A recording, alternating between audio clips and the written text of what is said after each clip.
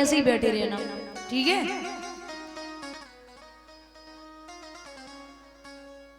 तुम बहुत उपद्रव करते हो, ऊधम नहीं, वरना हम कल से डंडा लेके बैठे यहीं।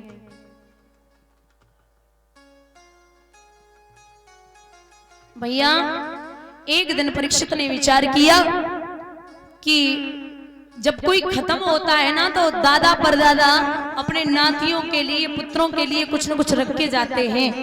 तो कमरे खोले हैं, कमरे खोलते गए खोलते गए खोलते गए, क्या देखते हैं कि एक कमरे में सोने का मुकुट रखा है। वो सोने का मुकुट परीक्षित के बाबा भीम युद्ध में जरासंध से छीन के लाए थे। उसको धारण किया और धारण करके महाराज जब चले हैं शिकार खेलने के लिए, महाराज परीक्षित हुआ ऐसा भैया, अरे सैया तो नवला देओगे, सैया तो नवला देओगे, चलो है रे वीर परिचय हो राय।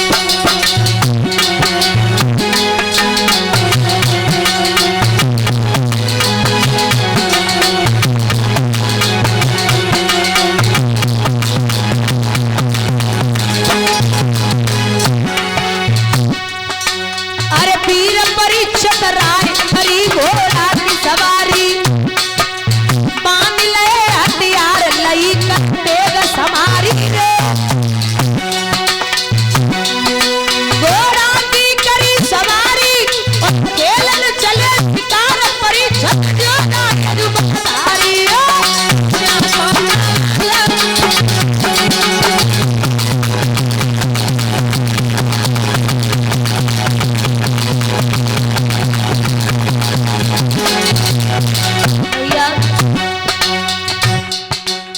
नारी नवल देव चली आरती लेके आई, नारी नवल देव चली आरती लेके आई, चौक दीपक जार धार सोने को लाई रे, जब आरती तुरंत उतारी और चलती गई और लोट पति को गिरा करके उतारी है। सैया तो नवल देव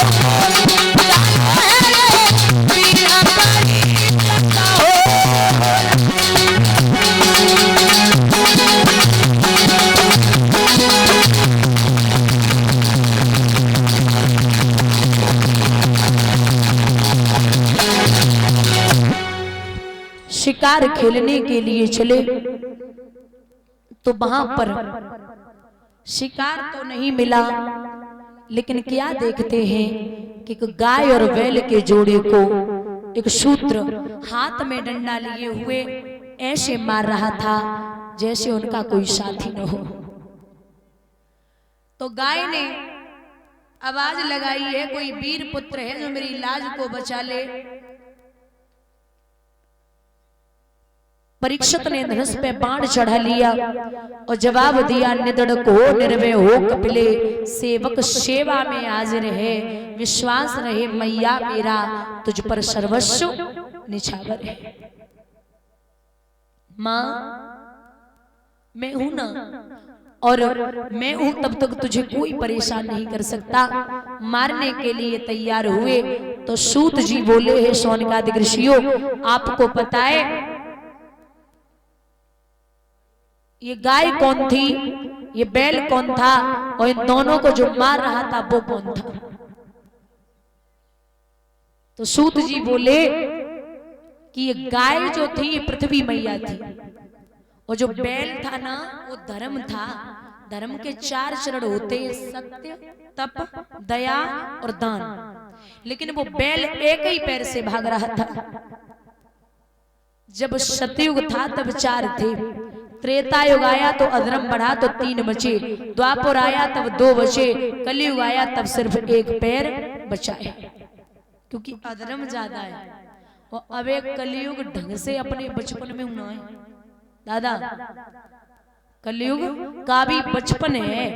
जब कलयुग पर जवानी आएगी तो इतना बुरा व्यवहार होगा, न बाप बेटी को समझेगा, न ही बेटी बाप को, न भाई बहन को, न बहन भाई को, और ना ही कोई रिश्ते रहेंगे। हर जगह पाप दिखाई देगा। जब आने वाला कल, ये कलयुग जब घोर आएगा, जब कलयुग पे जवानी आएगी, पशुओं जैसा व्यवहार होना शुरू हो जाएगा। कहते हैं कि आने वाले समय में सिर्फ कलयुग की जब उम्र बढ़ती जाएगी, वैसे वैसे इंसान की उम्र घटती जाएगी। आने वाले समय में सिर्फ और सिर्फ इंसानों की उम्र बचेगी 12.5 वर्ष। बोलिए गोविंद भगवान की। भैया अब इन दोनों को जो मार रहा था वो कौन था? बोले वो स्वयं कलयुग था। परीक्षित बोले एक बात बताइए, तू इन दोनों को मार क्यों रहा है?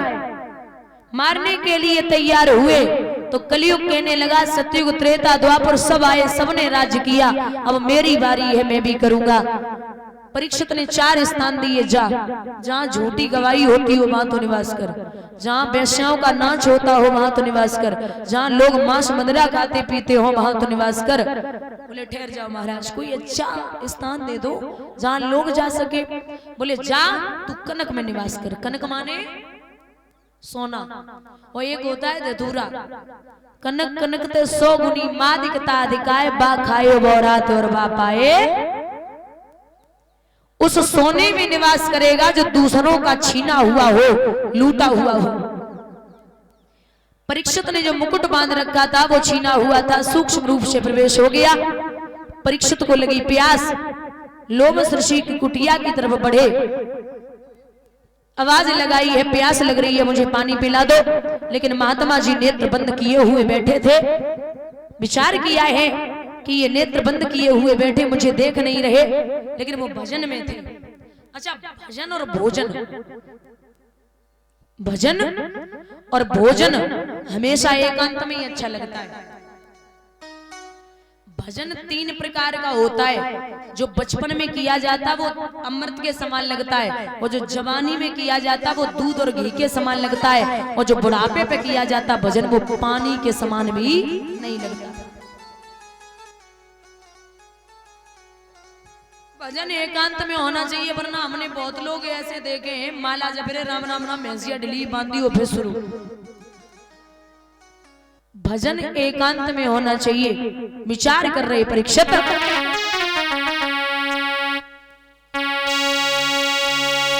मैंने देखा है आंखों से और आंखों का पलक गिराया है, आंखों का पलक गिराया है। दिल ने सोचा देख कर मुझे सने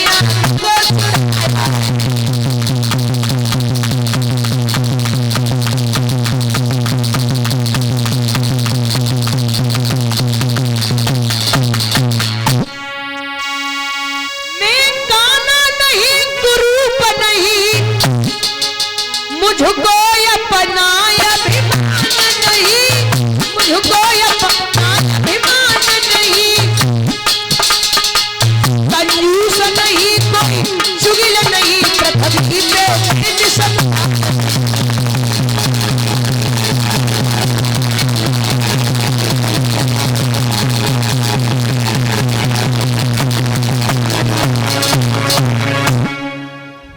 महात्मा ने नेत्र बंद क्यों कर लिए? वहां एक मृतक सर्प पड़ा था, उस सर्प को उठाया, महात्मा के गले में डाल दिया। उनके पुत्र श्रृंगी ऋषि गंगा में स्नान कर रहे थे। महाराज किसी ने जाकर के कहा कि आपके पिता का अपमान किया है राजा ने, तो श्राप दे दिया। उजली में गंगा जल लेके, यो धन के मत वाले राजा, ओ माया मद के दीवाने, मेरे हाथों से लिख दी है तेरी मौत तो विश्व विधाता ने। बस सावधान, बस सावधान, वो तक्षक जीवित हो जाओ, 7वें रोज इस पापी को दुनिया से यमपुर पहुंचाओ। हम और आप आए तो 7 दिन में और जाएंगे 7 दिन में। 7 ही भामरें पड़ती हैं, 7 ही समुद्र हैं, 7 ही महाद्वीप हैं, 7 ही दिन का श्राप लगा, 7 ही दिन कथा सुनाई जाएगी और 7 ही अक्षर भागवत के हैं। बोली गोविंद भगवान की। भैया पता चला है तो राजसी वस्त्रों को उतार दिया, योगी वस्त्र धारण करके हर हर गंगा के किनारे पहुंचे, जहां 88,000 ऋषि एकत्रित हैं। व्यास भगवान भी हैं, लेकिन कोई ऐसा नहीं है जो 7 दिन में परीक्षित का तारण तरण कर सके। इतने में सुखदेव जी छिटकाए थे केस और जा पहुंचे उस भूमि पर, लिए दिगंबर भेष। वही सुखदेव भगवान जो मैया के गर्भ से 12 साल के बाद बाहर आए। क्यों? क्योंकि ये सुखदेव भगवान जो है, इनका जन्म एक समय मैया पार्वती ने बाबा से कही है कि हे बाबा, हमें अमर कथा सुननी है। अमर कथा कोई और नहीं है, श्रीमद् भागवत कथा को ही अमर कथा कहते हैं। बाबा बोले कि कथा तो सुना दूंगा, लेकिन एक शर्त है, जब तक मैं कथा सुनाऊं तब तक आप हूं हूं की आवाज देती रहना, हमें पता चले कि आप जग रही हो। क्योंकि कथा में नींद बहुत आती है। अब तो चलो सर्दी पड़ रही, गर्मी जब पड़ती है ना तो वो कम से कम 4, 5, 10 तो सो ही जाता है, तो नींद बहुत आती है। अगर आज भी बाबा नाती को कहानी सुनाए ना तो कहते हैं कि लला, जब तक मैं कहानी सुना रहा हूं तब तक आप हूं की आवाज देते रहना, हमें पता चले कि जग रहे हो।